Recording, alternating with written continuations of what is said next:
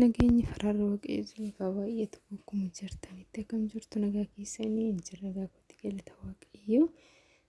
Oduu gaddaati jechuudha. Oduu baay'ee nama gaddisiisu dhugaa waaqayyo mucayyoon tuni barreeffama kana afaan Amaariffaatiin barreessitee jechuudha. Fuula tiiktookii ishee irratti maxxansitee osoo deemnee gaariidha jettee jechuudha. Isaa booda guyyaa lamaan booda lubbuu ishee dabarsite jechuudha. Mucayyoon kun ofii isheetii of ajjeeste. Dhugaa waaqayyo baay'ee nama gaddisiisa. Barattuu yuunivarsiitii Jimmaati. Baay'ee nama gaddisiisa dhugaa dubbachuuf jechuudha. Namni lubbuu ofii balleessu jechuun cubbuu tokko jechuudha. Guyyaa ofii malee. Kanaaf waaqayyo lubbuu ishee haa maaru.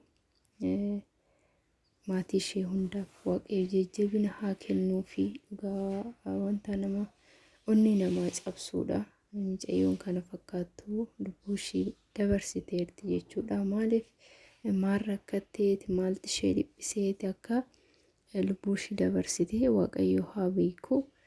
Kan namni akkanatti aaree yeroo waan hin taane yaadu osoo hiriyaa gaariin ishee cinaa jiraatan ta'ee mucayyoon kun hin duutu lubbuun ishee hin baraarama ture jechuudha. Garuu dhugaa waaqayyo baay'ee nama gaddisiisa. Waaqayyo lubbuu ishee haa maaru.